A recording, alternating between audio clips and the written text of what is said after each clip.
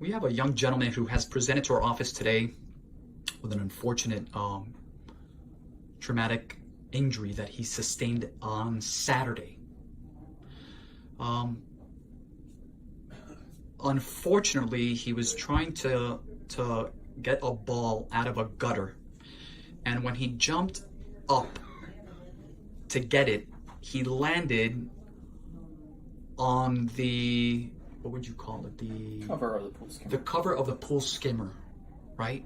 And when that happened, the cover actually popped out of place, and his foot basically went into this abyss, right? This hole in the pool.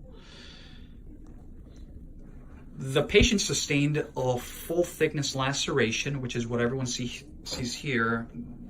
You know, he's got all the sutures there in place, and then this is what we call a degloving injury, right?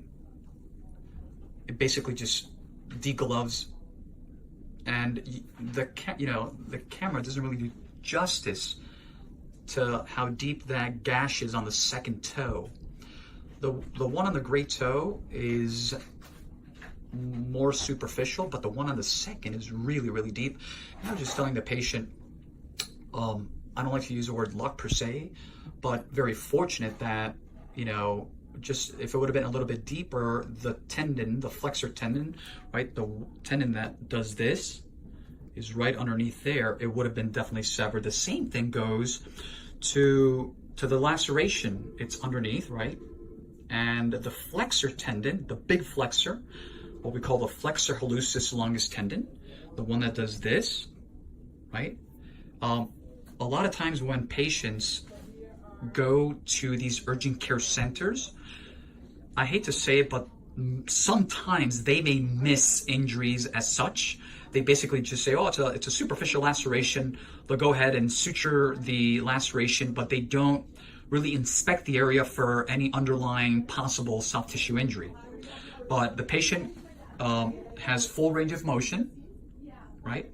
Which is fantastic. It's always our main concern.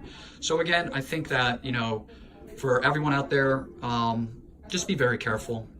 Obviously this was an unfortunate injury, but he's on antibiotics, tetanus prophylaxis, the whole works. So we're going to keep a close eye on his progress, and I will definitely post a follow-up video to this one. Like always, www.jawspodiatry.com, Instagram, Dr. Tojam,